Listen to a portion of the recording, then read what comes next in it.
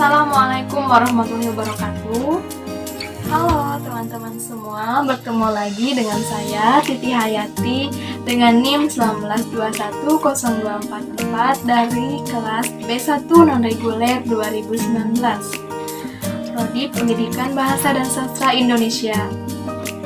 Di sini saya ditugaskan oleh Bapak Suhud Aryana selaku dosen teori belajar bahasa untuk membuat video pembelajaran.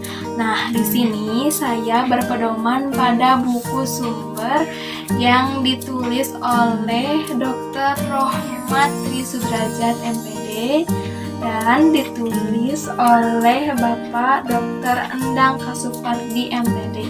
Nah, kebetulan Bapak Rohmat Tri Sudrajat MPD ini merupakan salah satu dosen saya di kampus IKIP Siliwangi. Baik, di sini saya akan membahas salah satu hal yang wajib diketahui oleh tenaga pendidik atau guru ya. Dalam hal ini seringkali kita dibuat bingung dengan istilah pendekatan, strategi, model, teknik, metode dalam pembelajaran. Nah, jadi dalam video pembelajaran kali ini atau video pembahasan kali ini, saya akan mencoba menjelaskan apa sih pengertian pendekatan pembelajaran, kemudian pengertian strategi pembelajaran, kemudian metode pembelajaran, teknik pembelajaran, dan yang lainnya. Nah, setelah kita mengetahui makna dari strategi, pendekatan, model, dan metode, diharapkan kita bisa memahami perbedaan dari masing-masing yang dijelaskan tadi. Karena hal tersebut sangat penting bagi kita sebagai tenaga pendidik di kelas untuk mengajar murid-murid kita. Nah, langsung saja ya, ada yang dinamakan dengan pendekatan pembelajaran. Apa sih pendekatan pembelajaran? Yuk kita bahas. Menurut KBBI atau Kamus Besar Bahasa Indonesia, pendekatan adalah proses, perbuatan, cara mendekati.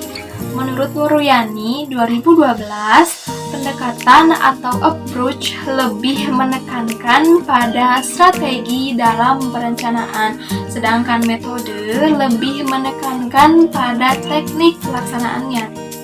Nah, intinya pengertian pendekatan pembelajaran adalah tahap pertama untuk menentukan suatu ide dalam memandang dan menentukan objek kajian.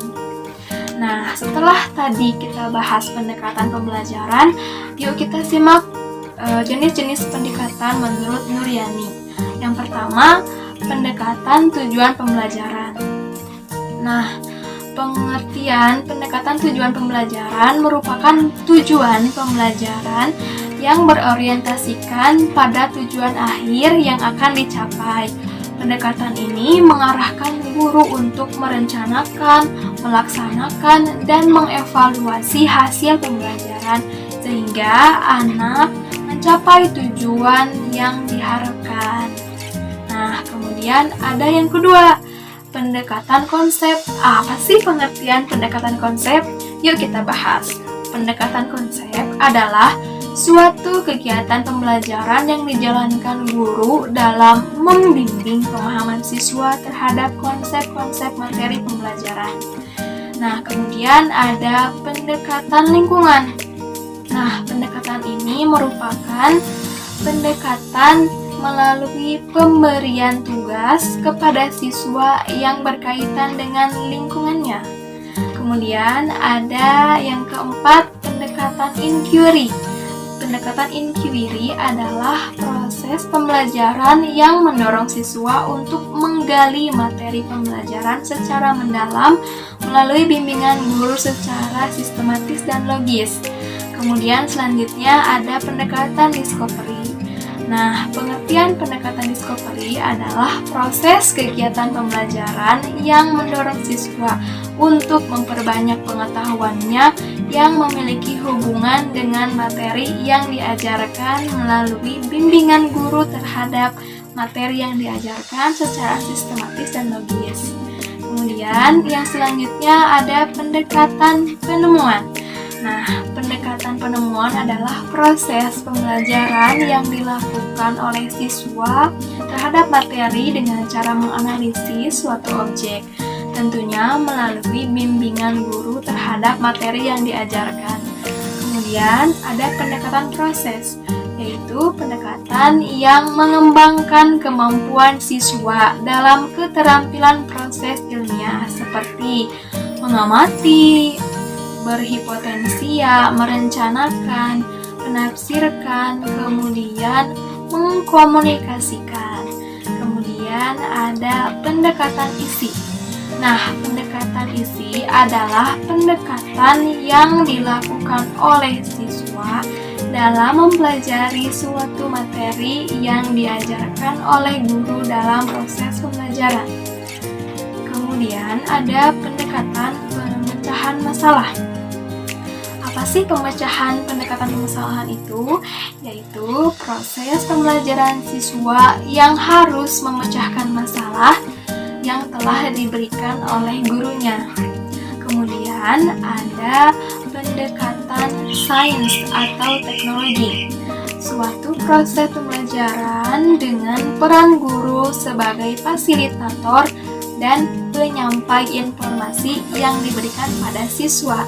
Kemudian ada pendekatan konstekstual, yaitu proses pembelajaran yang diberikan oleh siswa melalui pengalaman dari pengalaman siswa itu sendiri. Kemudian ada pendekatan deduktif. Pendekatan deduktif adalah pendekatan pembelajaran dengan pola dan konsep yang lebih umum. Dan yang terakhir ada pendekatan induktif. Nah, pendekatan induktif adalah pembelajaran dengan karakter materi yang khusus dan dilanjutkan dengan pola dan konsep pembelajaran. Nah, kalau perbedaan antara deduktif dan induktif, kalau pendekatan induktif itu lebih ke khusus. Nah, kalau deduktif lebih ke umum ya.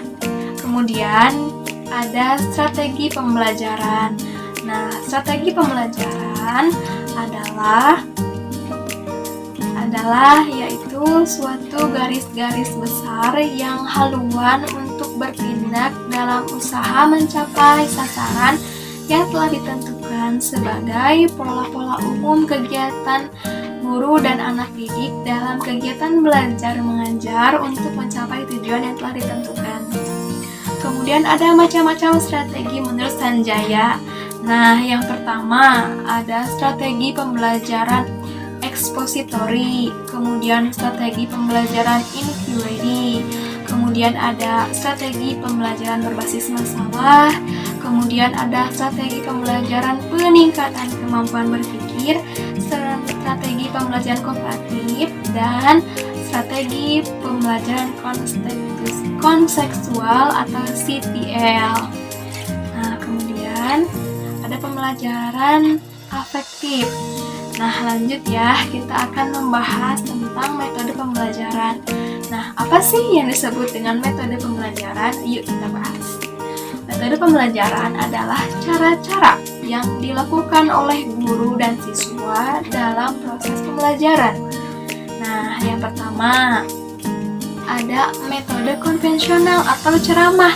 Nah, ini mungkin sudah tidak asing lagi ya bagi kita.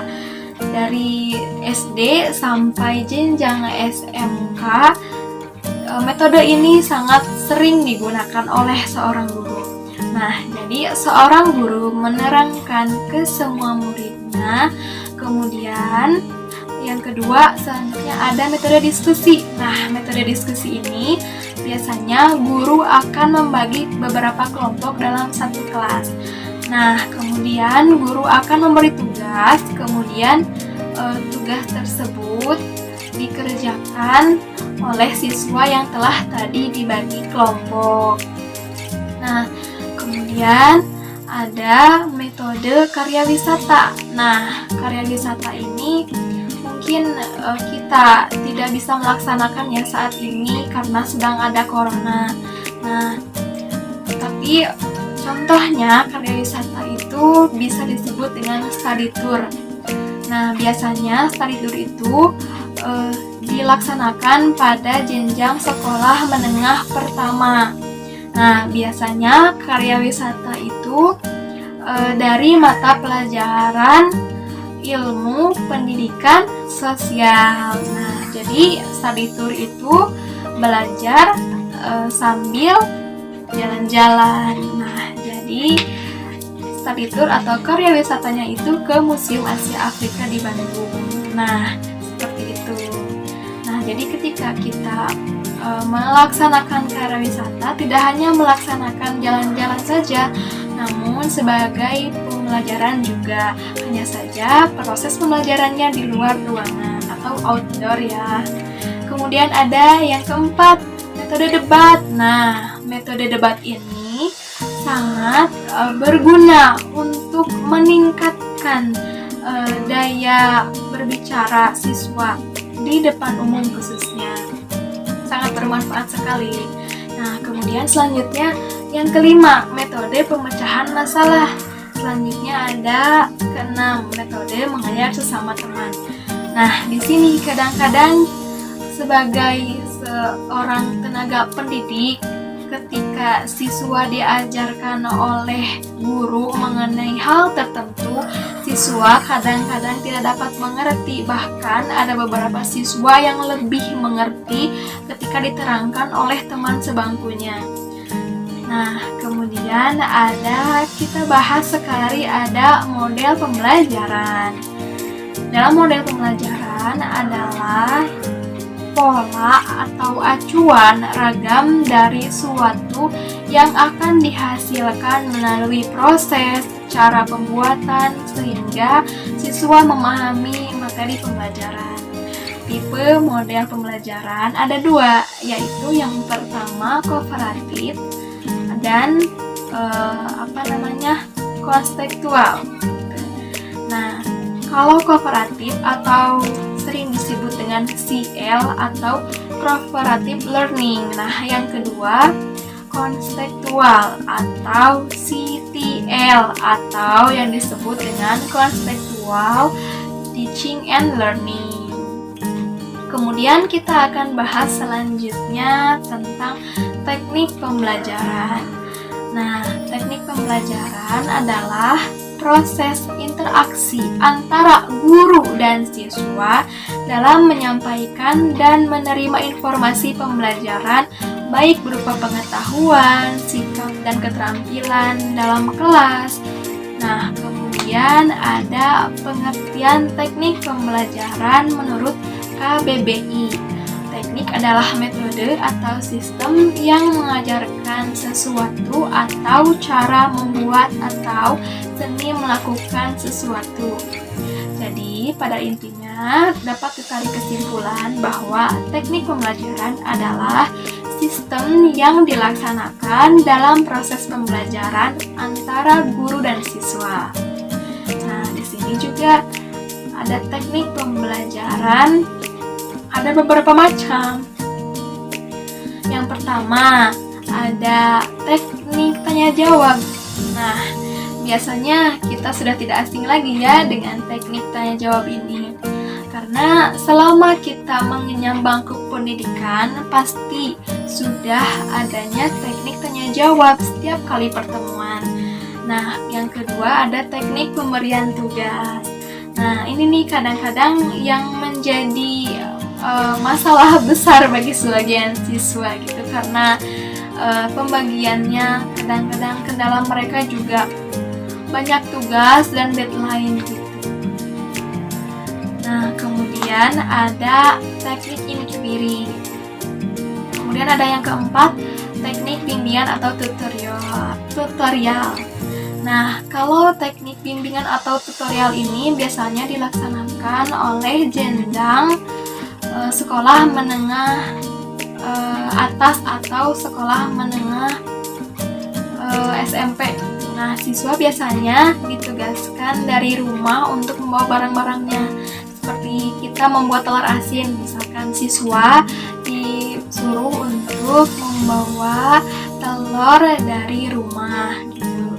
Dan nanti guru akan membimbing dan menjelaskan bagaimana cara pembuatan telur asin tersebut, mulai dari pencucian, pembersihan, kemudian pemberian garam, kemudian sehingga selama didiamkan, sehingga nanti siap direbus dan dibawa pulang kembali oleh siswa. Kemudian ada teknik demonstrasi. Nah, kadang-kadang kita sebagai pengajar tidak bisa membedakan antara teknik dan taktik. Nah, pada pengucapannya memang hampir sama, tidak jauh beda. Namun artinya jauh berbeda. Kalau taktik adalah kekhasan seorang guru dalam mengajar siswanya. Tentu setiap guru memiliki setiap ciri khasnya masing-masing. Bisa jadi ketika ada dua guru yang menyampaikan satu materi yang sama, namun cara pemahaman terhadap siswanya berbeda.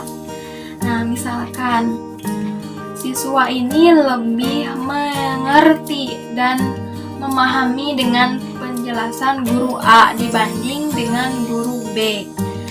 Nah, setelah kita tadi bahas mulai dari pendekatan, strategi pembelajaran, teknik pembelajaran, model pembelajaran, dan taktik pembelajaran. Nah, saya harap bisa bermanfaat video kali ini dan sekarang bisa membedakan pengertian dari masing-masing tersebut. Sekian dari saya, sampai jumpa di video lainnya. Jangan lupa like, subscribe, and comment di video kali ini ya.